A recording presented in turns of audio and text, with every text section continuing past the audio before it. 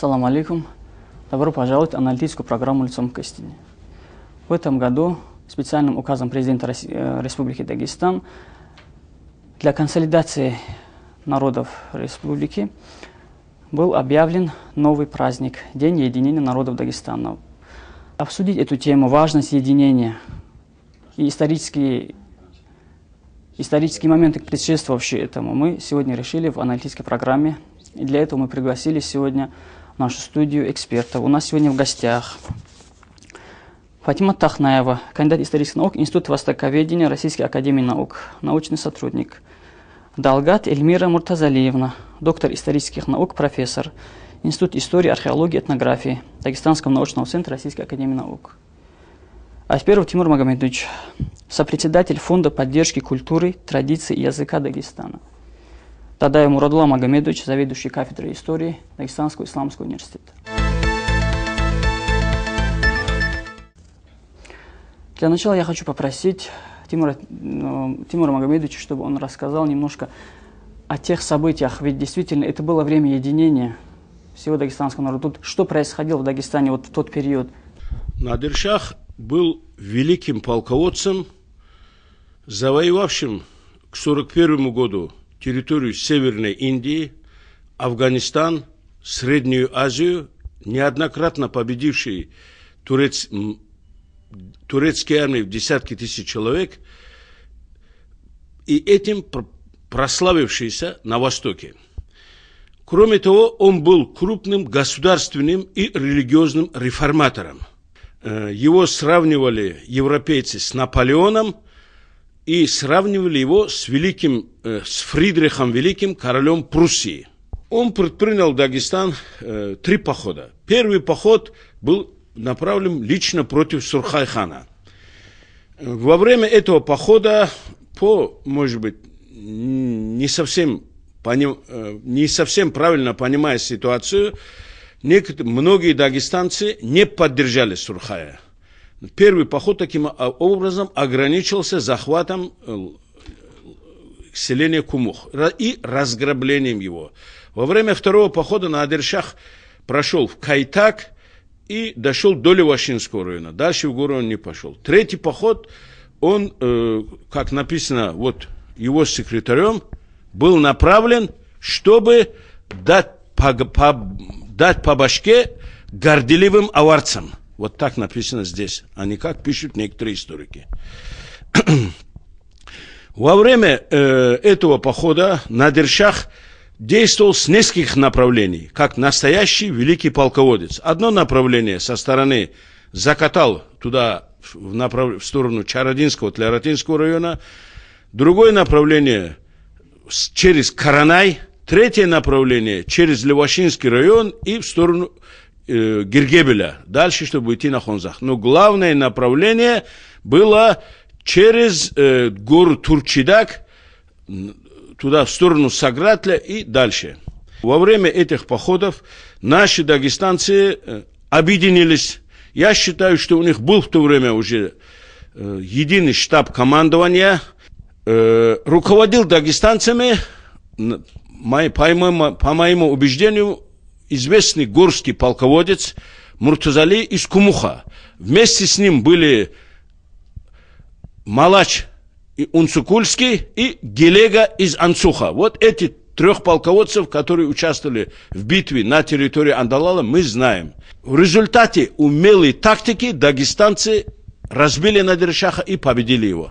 Вот хочу теперь зала спросить, вот вы изучали вообще, интересовались, вы знали, в каком году это произошло? Вот какие у вас вообще были представления об этих событиях? Конечно, каждый дагестанец должен знать историю, тем более такие героические страницы, как разгром Надир-Шаха.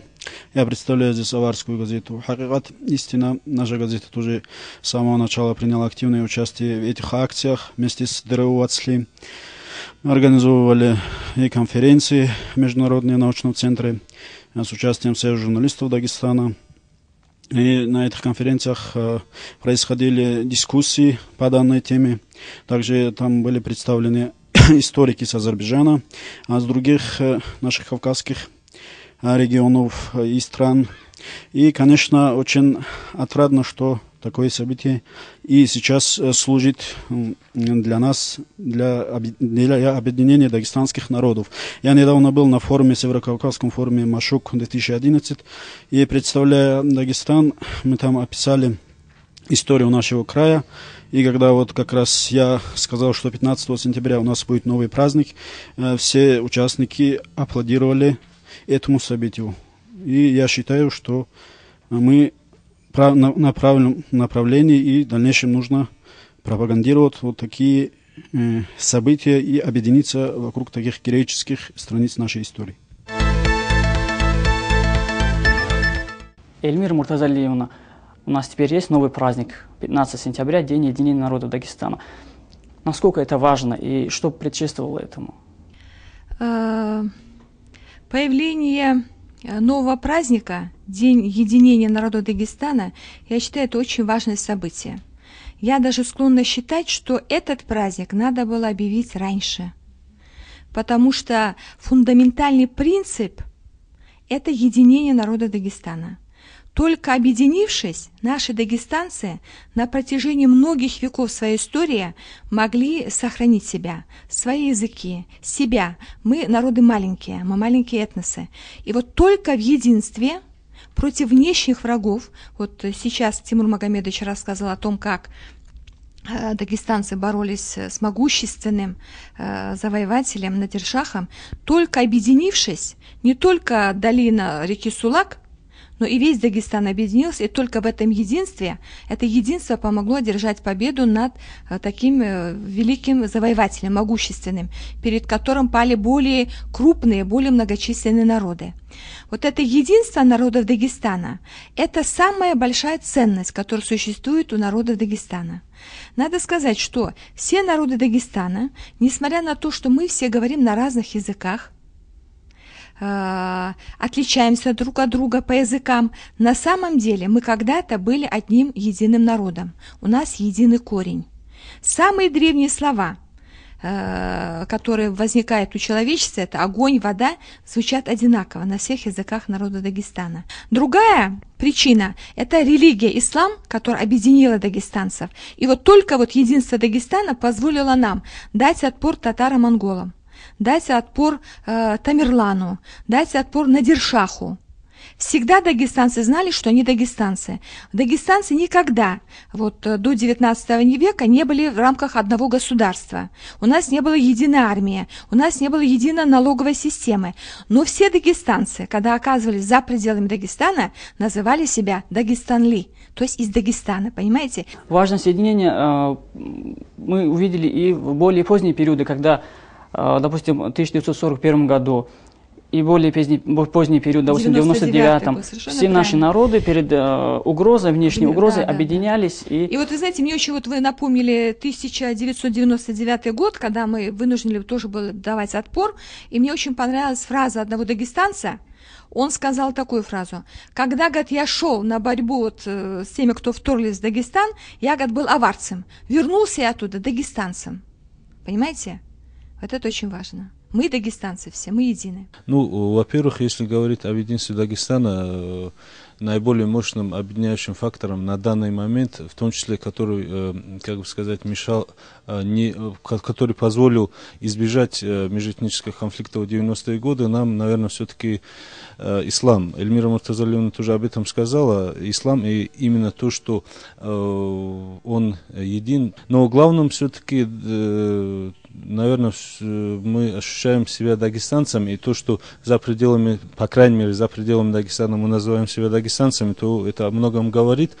И если мы, как бы сказать, этническое свое происхождение должны как бы сохранять, этнические самоидентифицирующие признаки должны сохранять и, как бы сказать, передать это следующему поколению, то гражданская, как бы сказать, идентичность, то есть дагестанцы, мы должны ее сохранять. Это очень большое, как бы сказать, богатство. То, что, например, в отличие от некоторых других республик Северного Кавказа, сконцентрированных не моноэтнических, например, Карачаево, Черкесия, Кабардино-Балкария, у них нету как бы единого объединяющего этнонима, нету единства, как бы сказать, в понимании народа. За пределами Кабардино-Балкарии кабардинец называет себя кабардинцем, балкарец балкарцем. У нас есть такой этноним, у нас есть такое понимание, самоощущение такое, и это очень много стоит. Скоро будет 15 сентября. Это как бы для нас всех посыл к объединению. Вот вы как видите это объединение? Что надо делать? Реально какие-то шаги? На сегодняшний день насущная проблема – это объединение всех национальностей в Дагестане и в развитии патриотизма, что давно уже у нас утеряно. Если говорить в соответствии с названием передачи, то оно таково. Как бы мы ни красиво не выражались или там высокопарными словами не прикрывали это, но это факт, остается фактом. Просто нужно надеяться на само воспитание этих людей, на разум, ну, скажем, на цивилизованный уровень. Пускай каждый об этом задумается. Но, естественно, объединяющее это только, полагаться можем только на Всевышнего и на самих себя.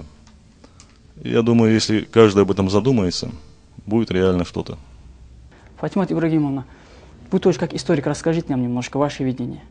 Я бы перевела разговор наш несколько в иную плоскость, потому что я думаю, что характеристика, данная Тимуром Магомедовичем Адберовым, не самая исчерпывающая там историческому событию, но мы говорим о национальном празднике единства народа Дагестана, который официально объявлен. Идея не нова, национального праздника. И в истории есть много примеров, и они все убедительно показывают, чем ярче, чем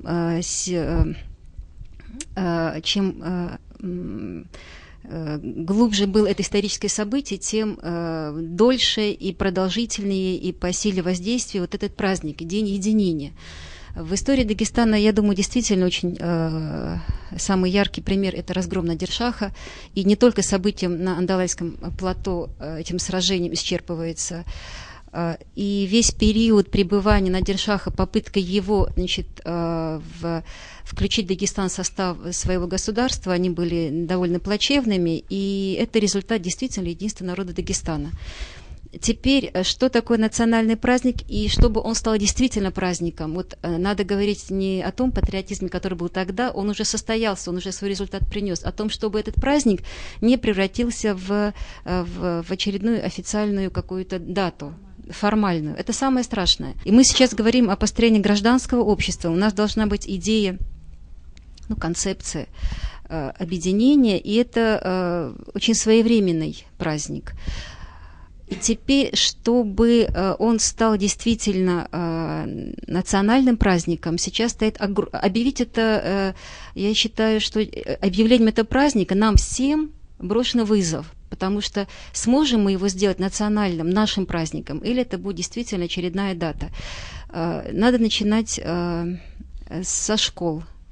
Надо написать хорошие учебники. Надо, чтобы об этом событии, не только об Андалайском сражении, о том, что перед лицом агрессора Дагестан сопротивлялся, как это было на самом деле, чтобы каждый дагестанец это чувствовал на своем личном примере, того же Урахи, того же Кубачи и того же не только жителя Сулакского региона. То есть эта история должна стать частью нашего самосознания, исторического самосознания. То есть мы должны дать каждому гражданину Дагестана подлинное знание истории. Должны мы задействовать абсолютно все. Абсолютно все. Это и краеведческие кружки, это и музеи, это и какие-то клубы, это и походы. Это многочисленные публикации, это буклеты, это все, чтобы вот это историческое событие, чтобы оно стало действительно ясным, четким. И когда этот праздник наступает, чтобы действительно гордились, да, мы это сделали, вот тогда это случилось. Надо гордиться этим праздником, а не просто принимать как факт, который когда-то был. Поражает то, как другие страны, как у них развито чувство патриотизма. Допустим, взять Соединенные Штаты Америки, у них нет такой благородной истории, как у нас. Мы знаем, они пришли, завоевали, уничтожили коренное население, и у них такая относительно неблагоприятная история. А вот у нас очень богатая, чистая, красивая и благородная история. Но вот чувство патриотизма, которое есть у них, как оно у них развито, и как у нас развито, Это была моя маленькая такая ремарка. Я теперь хочу передать слово Мурадулле Дадаеву, ему задам вопрос. Мурадулла Хаджи, скажите, пожалуйста, роль ислама в тот период и значение исламских богословов, их усилия для того, чтобы объединить народ и отразить врага. Я хочу привести пример. Во время праведного халифа, второго праведного халифа Умара, раллаху анху, он объединил очень много наций, и даже в его государстве были иноверцы, и христиане были, и иудеи, и другие, даже язычники. И халиф Умар, он относился ко всем поровну. То есть он не отделял мусульманина от, допустим, христиан или от иудея. То есть они все были равны в его государстве. Вот примером для этого можно привести, как-то, когда вышел Умар Асхаб выйти прогуляться по городу Медине, и когда он вышел за пределами, он увидел одного старого человека. И когда расспросил про него, он оказался христианином. И тот был в низшем положении, у него не было даже еды. И Умар Асхаб, видя его положение, говорит, заплакал и сказал своему служащему: давайте, говорит, ему из казны то, что ему достаточно на всю оставшуюся жизнь. Нам не следует, говорит, брать джизьят от такого человека, то есть от земиев. Земии — это люди, иноверцы, которые находятся в исламском государстве. И когда он был молод, говорит, взят от него джизья, то есть налог, и теперь в старом таком возрасте его оставить нам, говорит, не подобает.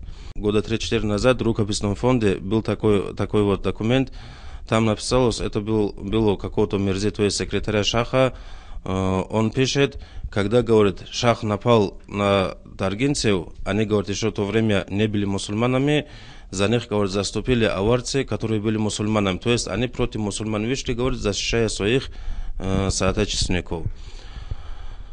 Что касается времени разгрома Надир-Шаха, это время тоже ученые алими большую работу делали, объединить людей. Одним из самых таких выдающихся личностей, который объединил в то время дагестанцев, это был Ибрахим из селения Урада. Вот это письмо у Тимура Этперова нашел сегодня, это копия, которую отправил Ибрахим Уради Надир-Шаху, и он здесь коротко пишет, что, мол, мы, когда первый раз ты напал на Дагестан, то есть на Сурхайхана, мы, говорит, оставались и не вышли, говорит, против вас. И вы теперь, говорит, хотите напасть и на оставшиеся дагестанских села. И он, коротко говоря, здесь пишет, что, мол, ты не можешь нас победить, что мы будем объединяться и сражаться против вас. И это очень интересный документ. И в то время еще был Абу-Бакр из Аймаки, также Салман из Кудали. Эти алими очень большую работу делали, объединить мусульман Дагестана. Я бы хотел вернуться то, что Фатима Тахнаева говорила у нас насчет патриотизма в школах, чтобы развивать со школы еще. Если можно, на этот вопрос постараюсь ответить я. Дело в том, что мне приходилось заниматься проблемой с учебниками по истории Дагестана для школ. Я какое-то время руководила секцией методической, по изданию методической литературы при Министерстве образования, и хорошо эту проблему знаю. Года 2 назад поднимали вопрос о том, что надо подготовить новые учебники по истории Дагестана, потому что вы совершенно правы, сохранились учебники только 90-х годов. Неплохой учебник Расула Магомедовича, потом Расула Магомедовича с Арсеном Магомедовичем, и по 19 веку красная такая книга есть, профессоров Гаджиева и Шагабудинова. Но время идет, ситуация меняется, и нужны новые учебники. К сожалению, с изданием, подготовкой издания новых учебников очень плохо. Раньше при Министерстве образования были методические советы, которые отбирали учебники наиболее достойные, рекомендовали к изданию. Потом был экспертный совет при Министерстве. А потом коллегия министерства, которая уже говорила, издавайте эти учебники. Теперь, последние 2 года, эта структура разрушена. И вот этот процесс подготовки новых учебников, этим занимались сотрудники нашего института, Института истории Академии наук. Вот учебники готовы лежат, но они не издаются. И это вопрос, на который надо обратить внимание нашему руководству республики. Это очень серьезный вопрос. Действительно, назвать 15 сентября дагестанским праздником – это одно, а то, чтобы народ принял этот праздник как свой, близкий, народный – это другое. Для этого нужна очень большая работа. И в частности, Патимат Ибрагимовна правильно совершенно сказала, и ваш вопрос совершенно верен, начинать со школы. Патриотизм начинается со школы. У нас есть вокруг чего объединяться, так ведь? У нас и религия есть, и общие корни, все есть. Ну давайте, вот вы, ученые, постарайтесь, вот за вами же народ пойдет, ученые-богословы вместе, объединитесь и сделайте для нас такую ровную дорожку, по которой мы могли бы пойти. В этой связи я вспоминаю такой факт. После того, как закончилась Кавказская война, была создана в 1860 году Дагестанская область. И впервые в рамках административной единицы народы Дагестана вошли, в Дагестанскую область. Это впервые было. Вот. Потом, в 80-е годы, когда в России начался период контрреформ, убили Александра II, и его сын Александр III начал контрреформы. Была попытка, я встретила такой очень интересный, важный, на мой взгляд, документ о том, чтобы с целью экономии финансов, в Петербурге такие, идеи возникли, чтобы разделить Дагестан. Северный Дагестан отдать Терскую область, Южный Дагестан отдать Бакинскую губернию. И вы знаете, вот наиболее дальновидные, наиболее умные чиновники царской России, они сказали: нет, этого делать нельзя, потому что Дагестан представляет собой единое целое в экономическом отношении, в культурном отношении и в географическом отношении. И сохранили целостный Дагестан. Это очень важный момент. Вот по шариату есть такое положение. Муджтахид имеет право высказать свое мнение на основе источников. Это высшая стадия. А алим, он должен, это более низкое такое, он должен повторять то, что в книге написано, излагать уже народу, донести до народа. Но сам выступать не имеет права. Вот у нас тоже сейчас в газетах люди, даже там один бухгалтером работает, другой там штукатуром работает, третий шофером, начинают спорить там, писать или книги писать, то же самое. Вот этих людей как-то запретить им нельзя, но надо их критиковать, посадить на свое место, не стесняясь. Вы знаете, что в 1941 году лингвист Саидов было указание сверху поднять патриотический дух Дагестана. Он перевел песню вот эту аварскую о Надыршахе, и ее распечатали в переведенном виде, раскидали по всем аулам через эти самолеты, раскидали листовки вниз, листовки читали, их списывали друг друга, переписывали, заучивали наизусть. И люди добровольцами шли на фронт, потому что понимали, что немцы это такая же опасность, как был в свое время Надыршах. Знаете, что уже на этот праздник откликнулась наша томская диаспора. 18 числа в Томске, дагестанская диаспора, где присутствует много наших национальностей, проводит большой мавлид в центральной мечети в честь Дня единения народа Дагестана. Мурадулла Магомедович, историк рассказывал, но он, ссылаясь на арабские источники, рассказывал, что в тот период в каждом селе же были имамы, муллы, они договорились и разослали послание ко всем, чтобы они делали мольбу, обратились все села, обратились с мольбой ко Всевышнему, чтобы он защитил Дагестан от врага, от Надыршаха. Вот об этом тоже, если вам известно, хотелось, чтобы вы рассказали. Об этом как раз вот Шуайб Багин Куддисирут Абакат пишет, что был знаменитый ученый хадис из селения Мачада, это в Шамильском районе.